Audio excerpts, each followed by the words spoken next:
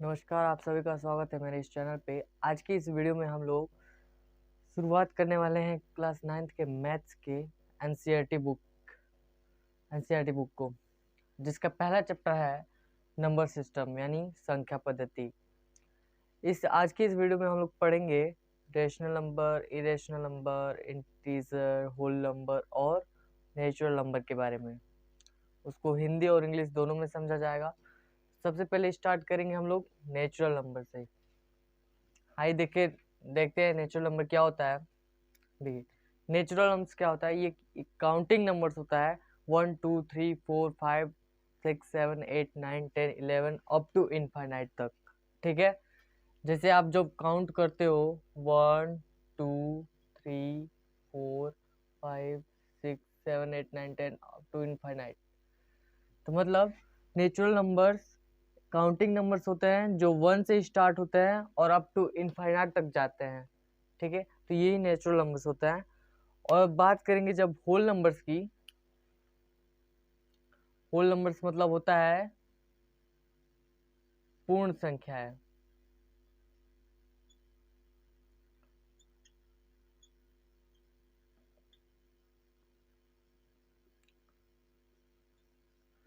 तो जिस प्रकार यहाँ पे नेचुरल नंबर्स 1 से स्टार्ट होके अप टू इनफाइनाइट तक जा रहा था, उसी प्रकार होल नंबर भी क्या होता है 1 से लेके इनफाइनाइट तक जाता है, लेकिन यहाँ पे एक और नंबर होता है 0, उसको भी इस नंबर में ऐड कर लिया जाता है।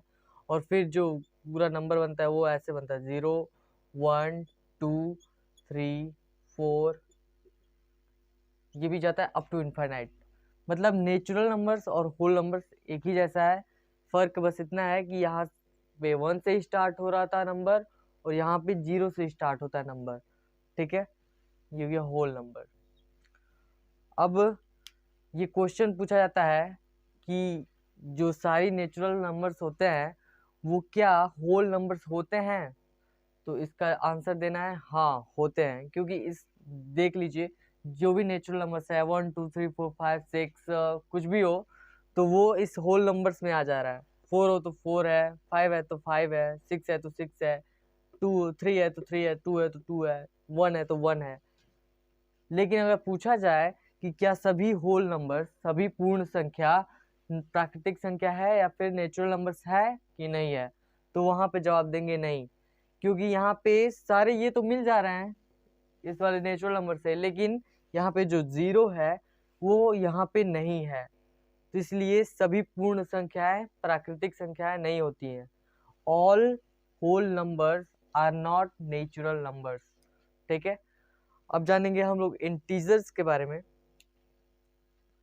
तो इंटीजर्स क्या होता है, जब हम लोग होल नंबर में -1 -2 -3 -4 माइनस के माइनस वाली संख्याएं कलेक्ट करने लगते हैं, तथा +1 +2 +3 +4 +5 ये भी संख्याएं कलेक्ट करने लगते हैं। मतलब हम जब माइनस वाली संख्याएं और प्लस वाली संख्याएं और 0 सबको जब एक ही साथ कलेक्ट करने लगते हैं तो वो हो जाता है इंटीजर्स। ये सभी इंटीजर्स कहलाते हैं। ये जो पॉजिटिव वाला दिख रहा है वो कहलाता है पॉजिटिव इंटीजर्स।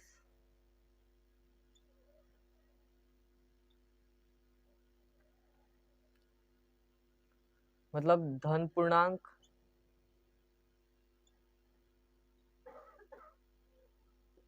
और ये जो निगेटिव वाला दिख रहा है, मतलब जिस नंबर के जिस डिजिट के आगे निगेटिव साइन लग गया है वो होता है निगेटिव इंटीजर्स,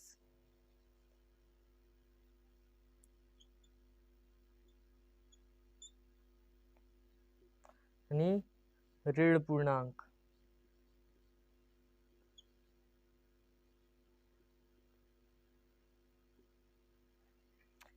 ये जो ऋण पूर्णांक होते हैं यानी निगेटिव इंटीजर्स होते हैं वो 0 से छोटे होते हैं, और ये जो धन पूर्णांक होते हैं वो 0 से बड़े होते हैं। अब बात करते हैं रेशनल नंबर्स की। तो रेशनल नंबर क्या होता है, रेशनल नंबर मतलब परिमेय संख्या। तो ऐसी संख्या है जिनको p/q के रूप में दिखाया जा सके, लिखा जा सके, वो परिमेय संख्याएं कहलाती हैं।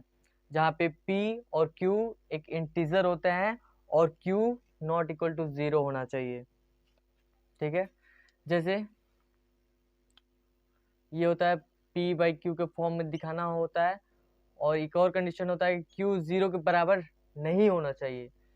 तो ऐसी संख्या है, जैसे मान लीजिए यहाँ पे -25 है, 8/3 है, 10 है, 12/5 है, 6/9 है। ये जो संख्याएं दिख रही हैं वो p बाई क्यू के फॉर्म में है। देखिए कैसे, यहाँ पे -25 है, बाई 1 कर सकते हैं, क्योंकि किसी भी नंबर का 1 कर दो, डिवाइड कर दो 1 से, तो कोई फर्क नहीं पड़ता है। तो अब देखो, ये जब -25/1 हो गया तो ये हो गया p बाई क्यू के फॉर्म में, ऊपर वाला p नीचे वाला q, p बाई क्यू के फॉर्म में हो गया। वैसे ये भी हो गया p बाई क्यू के फॉर्म में, ये भी हो गया 10/1 करने पे p/1 p बाई क्यू के फॉर्म में, ये भी p बाई क्यू के फॉर्म में, ये भी p बाई क्यू के फॉर्म में। तो ये जो सारी संख्याएं दिख रही हैं वो p बाई क्यू के फॉर्म में लिखी जा सकती हैं, इसलिए ये संख्या परिमेय संख्या भी है। अगर कोई दशमलव संख्या भी दिया गया हो, जैसे यहाँ पे 0.35, तो इसको भी आप p बाई क्यू के फॉर्म में बदल सकते हो। वो कैसे? तो 100 से नीचे ऊपर मल्टीप्लाई करके, ये जगह 35/100। अब जब 35/100 हो गया तो ये हो गया p बाई क्यू के फॉर्म में। तो दशमलव संख्या को भी आप लोग, डेसिमल नंबर को भी आप p बाई क्यू के फॉर्म में दिखा सकते हो। और जब इसको p बाई क्यू के फॉर्म में दिखा दोगे तो कहलाएगा कि ये परिमेय संख्या है। ठीक है ना? तो ये सारी संख्याएं परिमेय संख्याएं इसलिए हैं क्योंकि इन्हें p बाई क्यू के फॉर्म में दिखा दिया गया है। और देखिए ध्यान से, यहाँ पे कोई भी q मतलब नीचे वाला 0 के बराबर नहीं है। ठीक है, अब चलते हैं अपरिमेय संख्याओं को पढ़ने। देखिए, अब बात करेंगे इरेशनल नंबर्स यानी अपरिमेय संख्याओं की। तो जो संख्या यानी जिस संख्या को आप p बाई क्यू फॉर्म में नहीं दिखा सकते वो अपरिमेय संख्या होती है। पहले क्या था कि जिस संख्याओं को आप p बाई क्यू के फॉर्म में दिखा सकते थे, p बाई क्यू के रूप में दिखा सकते थे, वो आपका परिमेय संख्या हो जाता था, रेशनल नंबर हो जाता था। लेकिन जिस संख्याओं को p बाई क्यू के फॉर्म में नहीं दिखा सकते वो हो जाते हैं इरेशनल नंबर्स।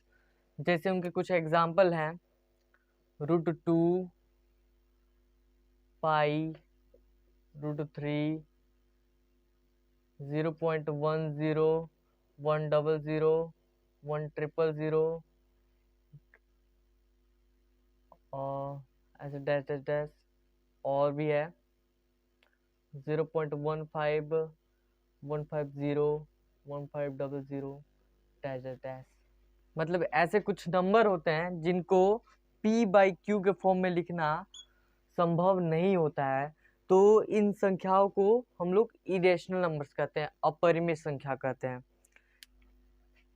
देखिए, क्वेश्चन दिया गया है पहला कि क्या 0 एक परिमेय संख्या है, क्या 0 एक रेशनल नंबर है, और क्या आप उसको p बाई क्यू के फॉर्म में लिख सकते हैं जहां p और q पूर्णांक है और q 0 के बराबर नहीं दिया गया है। ठीक है, तो देखिए यहाँ पे हम लोग 0 को लिख के उसके नीचे कोई नंबर लिख देते हैं, 2 या फिर 0/3 या फिर 0/4। ऐसा करने पे जो मान आता है वो 0 के ही बराबर आता है। 0/2 करेंगे तो 0 डिवाइडेड बाई 2 इक्वल टू 0, यानी सबका मान 0 ही आता है। तो इसका मतलब 0 को 0/2, 0/3, 0/4 ऐसे इस फॉर्म में लिख सकते हैं। अब देखिए, जब इस फॉर्म में लिख सकते हैं तो ये p बाई क्यू के फॉर्म का हो जाएगा, 0p बाई क्यू। ऊपर है p, नीचे है q। कंडीशन यही होना चाहिए कि q 0 के बराबर नहीं होना चाहिए। तो देखिए यहाँ पे q जो है वो 0 के बराबर नहीं है और ये p बाई क्यू के फॉर्म में बन भी जा रहा है। इसका मतलब है कि 0 एक रेशनल नंबर होता है। देखिए, अब अगला क्वेश्चन कह रहा है कि 3 और 4 के बीच में 6 रेशनल नंबर यानी 6 परिमेय संख्याओं को ज्ञात करना है। तो इसको सॉल्व करने का एक बेसिक तरीका ये है कि जितने भी रेशनल नंबर इसके बीच में कहे गए होते हैं निकालने के लिए, उसमें एक को ऐड कर देते हैं। 6 कहा गया है 6 रेशनल नंबर, तो 6 में 1 ऐड कर देंगे तो ये हो जाएगा 7। अब 7 से क्या करना है, 3 और 4 में ऊपर नीचे मल्टीप्लाई कर देना है। तो जब 3 में ऊपर नीचे मल्टीप्लाई किया जाएगा 7 से तो ये हो जाएगा 21/7। फिर 4 में भी 7 से ऊपर नीचे मल्टीप्लाई कर दो तो ये हो जाएगा 4 × 7/7 यानी 28/7। अब 21/7 और 28/7 के बीच में 6 परिमेय संख्या क्या क्या हो जाएंगी, 22/7, 23/7, 24/7, 25/7 और 26/7, 27/7, उसके बाद आ गया 28/7। अब 21/7 पहला था और ये लास्ट था, इसी के बीच में 6 रेशनल नंबर फाइंड आउट करना था। तो 6 रेशनल नंबर क्या क्या होगा, 22/7, 23/7, 24/7, 25/7, 26/7, 27/7, 1 2 3 4 5 6। तो ये होता है सबसे सिंपल तरीका। ठीक है, बढ़ते हैं नेक्स्ट क्वेश्चन की तरफ। देखिए अगला क्वेश्चन है कि 3/5, 4/5 इन दोनों के बीच में 5 रेशनल नंबर्स को फाइंड करना है, यानी 5 परिमेय संख्याओं को फाइंड आउट करना है। ठीक है, तो इसको लगाने के लिए जैसे हम लोगों ने पहले लगाया था वैसे ही क्या करेंगे, 5 रेशनल नंबर्स दिया है इनके बीच में, तो 5 में 1 को ऐड कर देंगे, ये हो जाएगा 6। अब 6 से क्या करेंगे, इसमें भी और इसमें भी ऊपर नीचे मल्टीप्लाई कर देते हैं। तो इसमें करेंगे अगर तो ये हो जाएगा 3/5 × 6/6, ये हो जाएगा 3 × 6 = 18 और 30। वैसे ही 4/5 में भी 6 से ऊपर नीचे मल्टीप्लाई कर देंगे तो क्या हो जाएगा, 4/5 में 6 से ऊपर नीचे मल्टीप्लाई करने पे हो जाएगा 24/30। अब 18/30 और 24/30 के बीच कितना निकालना है, 5 रेशनल नंबर्स। तो 18 के बाद क्या आता है, 19/30, इसके बाद 19 के बाद आता है 20/30, उसके बाद आता है 21/30, उसके बाद आता है 22/30, उसके बाद आता है 23/30 और लास्ट में आ जाएगा 24/30। कितना निकालना था, 5। तो देखो 1 2 3 4 5। तो ये बहुत ही सिंपली तरीका है। अब चलते हैं अगले वाले क्वेश्चन की तरफ।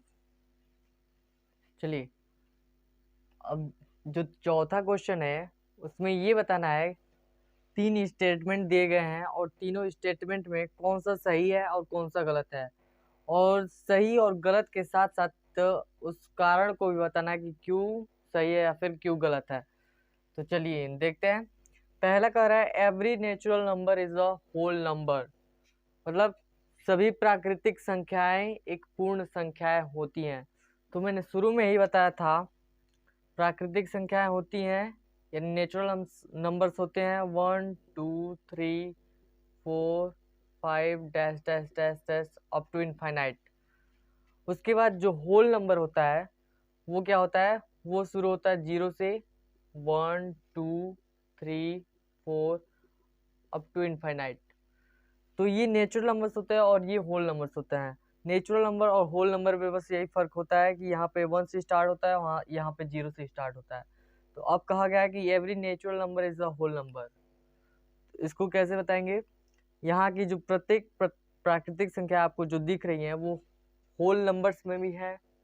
यहाँ पे 1 है तो यहाँ भी 1 है, यहाँ पे 2 है तो यहाँ भी 2 है, मतलब यहाँ पे जो भी नंबर्स है वो इस नंबर में भी है, होल नंबर्स में भी है।